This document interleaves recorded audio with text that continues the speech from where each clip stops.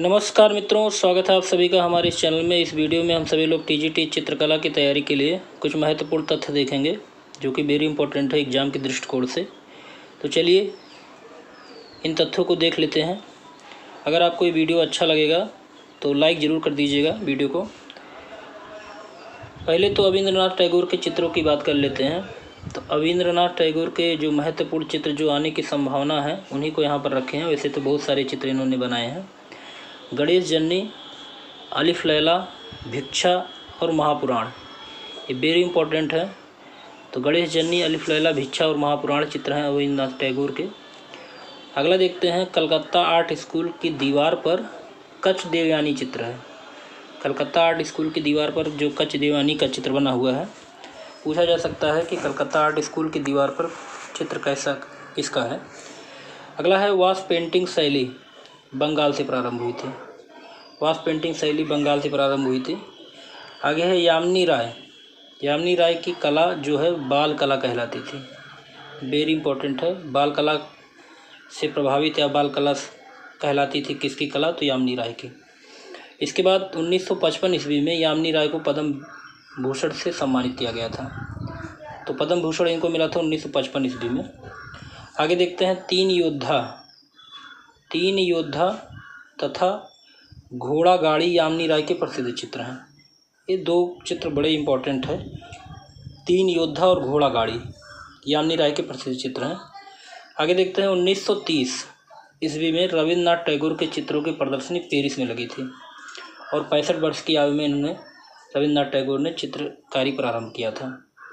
रवींद्रनाथ के चित्र जो महत्वपूर्ण हैं, जो कि आने की संभावना रखते हैं, तो थके हुए यात्री और सफ़ेद धागे, कई चित्रों को इन्होंने बनाया और चित्र को आप देख लीजिएगा।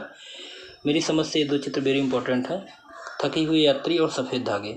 इसके बाद अमृता शेरगिल के चित्रों की बात कर लेते हैं। तो अमृता शेरगिल का चित्र जो है बाल वधू और वधू श्रृंगार, ये बाल वधू अलग है और वधू श्रृंगार अलग है। तो ये दो चित्र वेरी इंपॉर्टेंट हैं। चलिए शेरगिल का के विषय में जान लेते हैं। शेरगिल की कला पर वान गॉन्ग की कला का प्रभाव है। शेरगिल के कला पर वान गॉन्ग की कला का प्रभाव है। इसके बाद गंगेंद्र नाथ के चित्रों की बात कर लेते हैं। तो गंगेंद्र नाथ ठाकुर की जो प्रसिद्ध चित्र है, रात्रि दुर्गा पूजा का जुलूस, गंगेंद्र नाथ के प्रसिद्ध चित्र में से एक चित्र है। नंदलाल बसु की चित्र की बात करते हैं। तो नंदलाल बसु के जो प्रसिद्ध चित्र हैं, नौका विहार, पतझड़ और गांधारी, ये तीन चित्र महत्वपूर्ण थे और ऐसे बहुत सारे चित्र उन्होंने बनाए हैं। तो यहाँ जो महत्वपूर्ण मुझे लगे उसी चित्रों को हमने यहाँ पर रखा है। बाकी आप पढ़िएगा और चित्रों को भी। असित हलदार ने लकड़ी पर चित्रकार किया और इस शैली को लासिट शैली कहा गया है।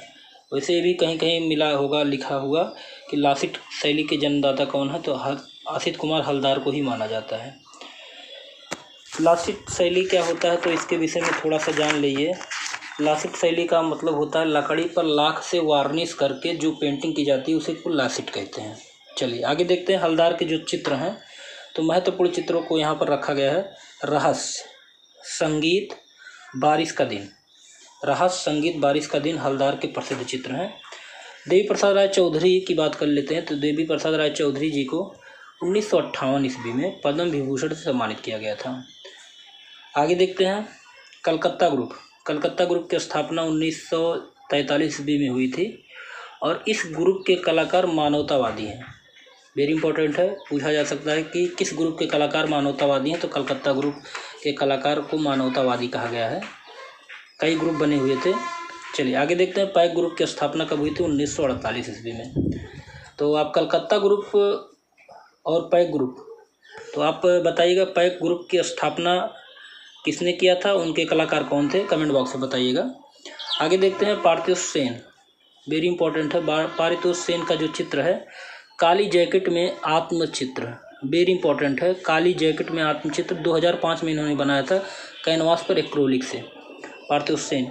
और पारितोष सेन की संगीत में काफ़ी रुचि थी, इसलिए इनके चित्रों के जो विषय थे संगीतकार और नर्तक ही थे।